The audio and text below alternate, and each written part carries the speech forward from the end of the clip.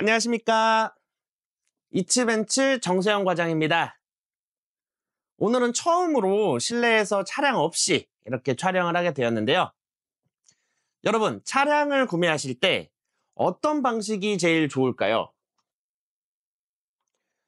현금, 할부, 운용리스, 아니면 장기 렌트? 이름들은 다 들어봤는데 어떤 방법이 좋은지 헷갈리시죠? 오늘 영상에서는 이 4가지 구매 방식의 개념부터 장단점을 아주 쉽게 설명드리겠습니다. 영상 끝까지 보시면 나에게 가장 맞는 차량 구매 방법이 뭔지 딱 정리가 되실 겁니다.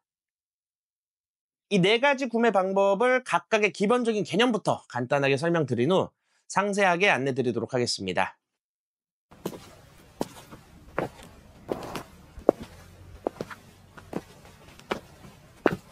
자, 나의 소유로 이제 차량을 구매한다는 것은 각 브랜드에서 정해진 리테일 프라이스, 쉽게 말해서 소비자 가격이라고 하죠. 여기에서 이제 프로모션을 제외한 최종 차량 가액과 그에 따른 취등록세를 지불하고 산다는 것을 의미합니다. 첫 번째로 현금 구매는 가장 간단하고 직관적인 구매 방식입니다.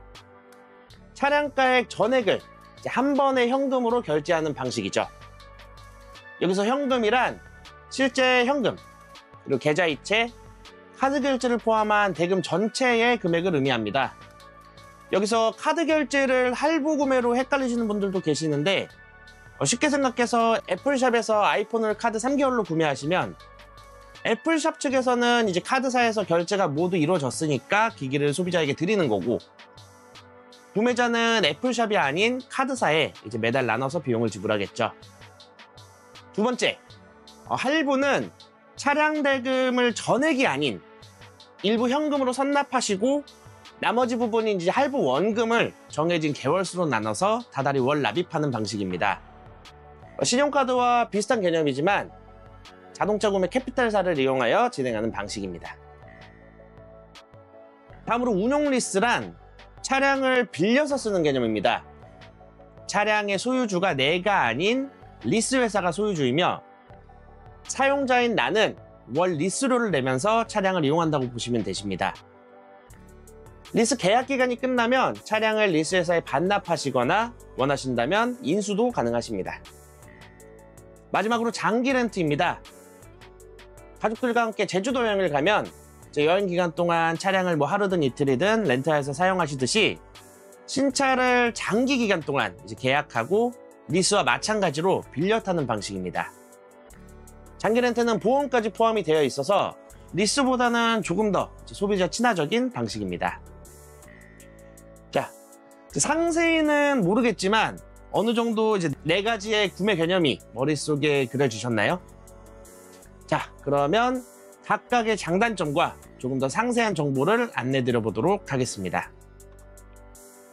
현금은 한마디로 현금 박치기라고 생각하시면 됩니다. 전액을 모두 내 수중에 있는 현금으로 구매하는 것이기 때문에 내 지갑에 내 수중에 1억이 있으면 등록비까지 포함하여 1억 이상 가격의 차량은 현금으로는 구매하실 수가 없겠죠. 그럼 이제 현금 구매의 장점은 첫 번째로 이제 이자가 없고 추가 비용 없이 이제 차량을 바로 내 소유로 살 수가 있습니다. 두 번째로는 내 명의의 차량입니다. 리스 렌트와 다르게 오롯이 내 명의, 내 소유의 차량인 거죠. 마지막으로는 신용상의 영향이 없습니다. 대출을 끼고 구매한 게 아니기 때문에 개인 DSR 한도나 신용등급에 전혀 영향을 끼치지 않습니다.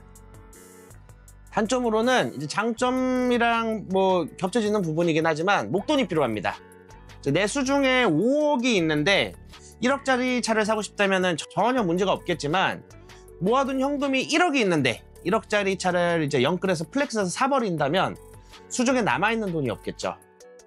두 번째로는 그에 따른 기회비용이 사라집니다.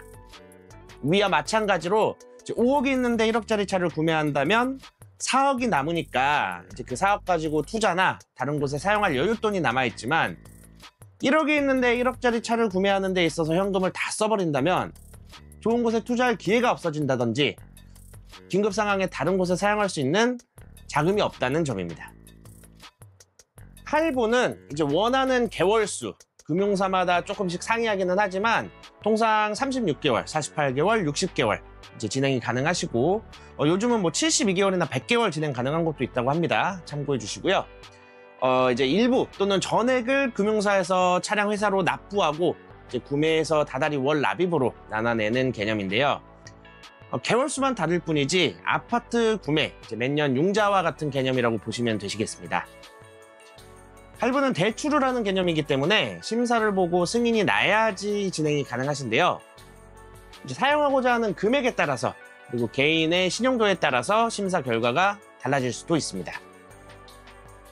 할부의 장점으로는 초기 부담금이 적습니다. 현금처럼 전액을 내고 구매하시지 않으셔도 되고요.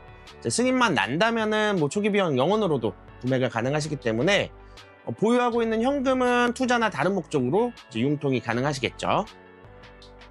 두 번째로는 이제 현금과 마찬가지로 본인 명의의 차량입니다. 돈이야 이제 매달 나눠내기는 하지만 결론적으로는 등록증상의 소유주는 구매자 본인이라는 데 있습니다. 그리고 세 번째, 마지막으로는 언제든지 중도 상환이 가능하십니다. 매달 월 납입 내는 게 언젠가부터 부담스러워졌는데 언제든지 목돈이 생긴다면 중간에 상환이 가능하십니다. 물론 이제 할부 원금에 따른 중도 상환 수수료는 있습니다. 단점으로는 돈을 빌리는 거기 때문에 이자가 있습니다. 대출이기 때문에 금리에 따라서 토탈 들어가는 구매 비용이 내시는 이자 비용만큼 올라가시겠죠. 두 번째로는 신용상의 영향이 생깁니다. 마찬가지로 금융상품이기 때문에 신용과 개인 DSR 한도에 사용한 금액만큼 영향이 있을 수 있습니다. 마지막으로는 연체 시 불이익을 받을 수가 있습니다. 덜컥 이제 할부를 이용해서 구매를 하였다가 월 납입금을 감당하지 못해서 몇 달 동안 연체가 되게 되시면은 금전당이 설정되어 있기 때문에 이제 차량을 압류당하실 수도 있고 신용카드 결제일에 대금 결제가 늦으면은 신용등급이 이제 하락되듯이 월 납입금도 이렇게 누적되면은 신용등급이 하향될 수 있습니다. 세 번째로 리스 구매는 이제 사용한 금융회사가 차량의 명의자, 소유자이고 나는 이제 매달 리스료를 내고 차량을 쓰는 개념입니다. 리스를 진행하실 때는 선수금, 보증금, 잔존가치라는 조금은 생소한 용어들이 있는데 선수금은 차량 할부 선수금처럼 계약 시 미리 차량 대금의 일부를 지불하는 금액입니다. 전체 대금에서 일부를 미리 내버렸기 때문에 이제 월 납입금을 줄일 수는 있지만 차량을 반납하거나 또는 인수 시에 잔존가치에서 차입금으로 보지는 않습니다. 이제 보증금은 쉽게 담보라고 생각하시면 되십니다. 계약 기간이 만료되어서 인수하시게 되시면 잔가 금액에서 쉽게 계산하실 수도 있고 차량을 반납하게 되시면 아파트 보증금처럼 다시 돌려받는 돈이라고 생각하시면 되시겠습니다. 잔존가치는 금융회사에서 이 차량의 계약이 끝나는 시점에 예상 중고 차량가를 미리 산정해 놓는 값입니다. 추후 계약 기간이 만료됐을 때 인수하실 때도 우리가 최소한 이 정도 금액은 보장을 해줄 테니까 그때도 원하면은 이 값만 지불하고 인수해 가실 수 있습니다 하고 이제 정해놓는 금액인 거죠. 장점으로는 초기 비용이 낮고 선택지가 다양합니다. 이제 낮은 월 납입을 원하셔서 선수로 넣으실 수도 있고 추후 선택의 폭을 좀 넓히기 위해서 보증금으로 넣으실 수도 있습니다. 물론 아예 반납을 하실 생각으로 아예 영원으로 시작을 하실 수도 있으시죠.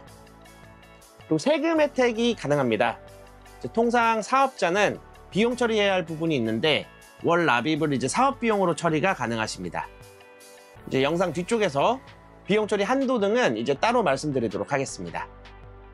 마지막으로 이제 만기 처리가 간단한데 추후 선택지의 폭이 넓고 처리하기가 굉장히 편합니다.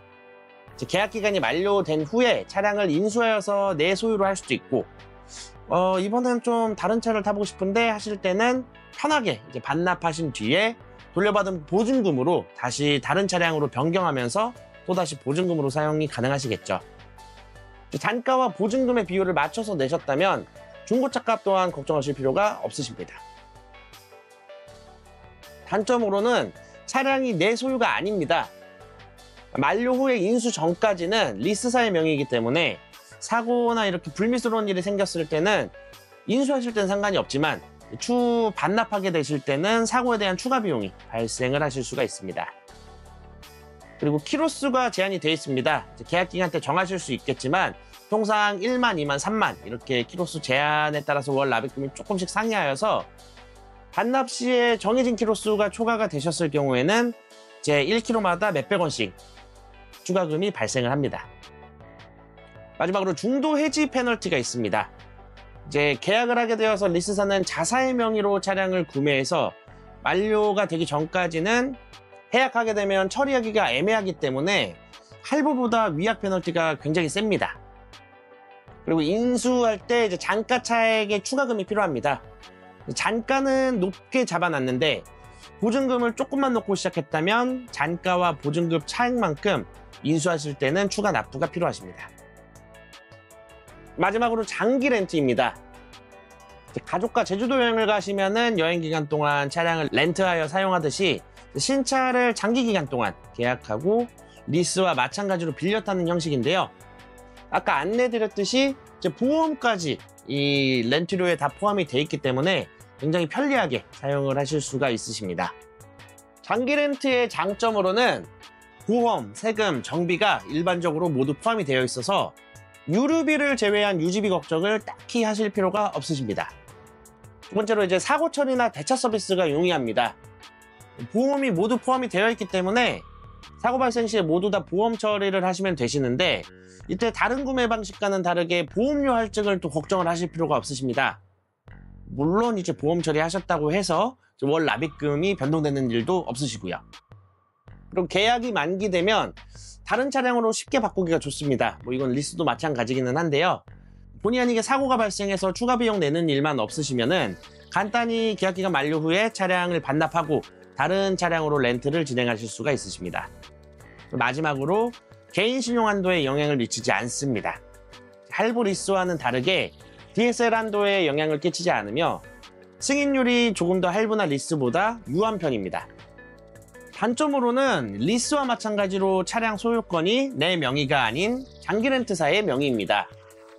그리고 밑에서부터 또 보시면은 하호호 번호가 들어가지만 요즘 대기업들 임원들도 포상으로 많이 타고 다니기도 하고 거래 렌트 번호판이 많이 다녀서 사회적인 인식이 예전처럼 이렇게 불편해하거나 나쁘거나 하지는 않습니다. 그리고 토탈 비용이 할부나 현금보다 높습니다.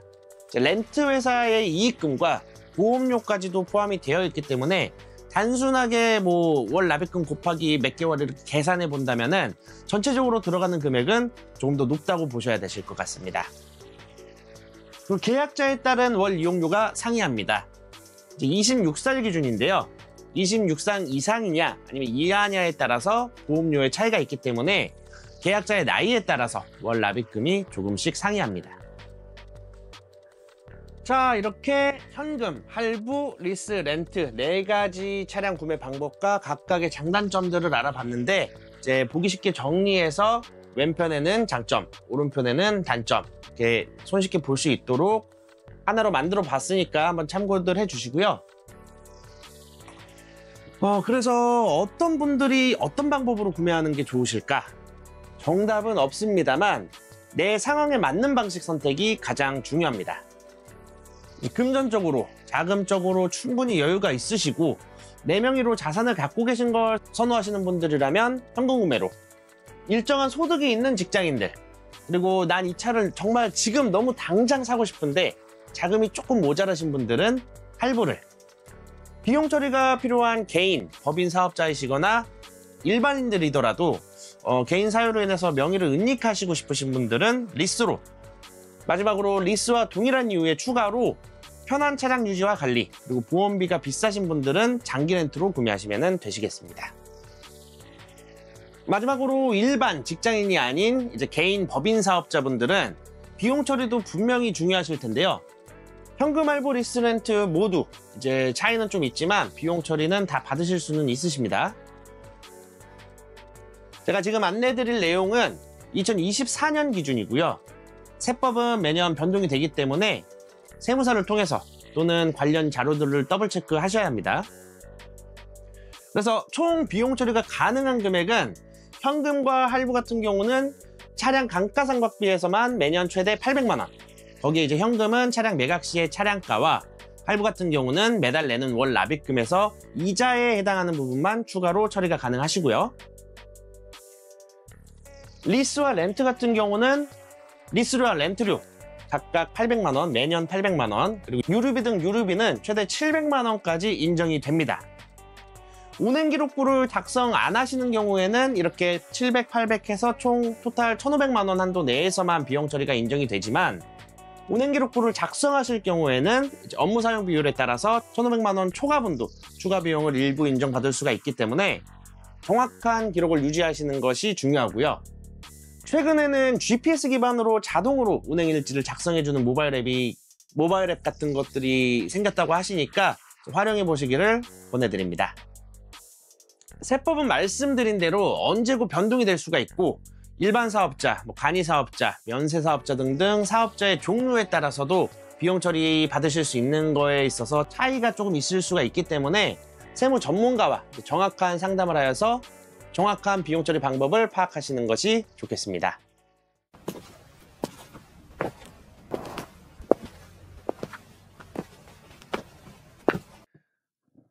오늘은 이렇게 차량을 구매하실 수 있는 4가지의 방법과 개념, 그리고 각각의 장단점에 대해서 이해하시기 쉽도록 정리를 해보았습니다. 본인의 상황에 맞게 합리적인 차량 구매하실 수 있기를 바라면서, 추가적으로 궁금하신 사항이라든지 차량 상세 견적 등이 더 알고 싶으신 내용이 있으시면 언제든지 편하게 문의해 주시기 바라겠습니다. 감사합니다. 이치벤츠 정세영 과장이었습니다.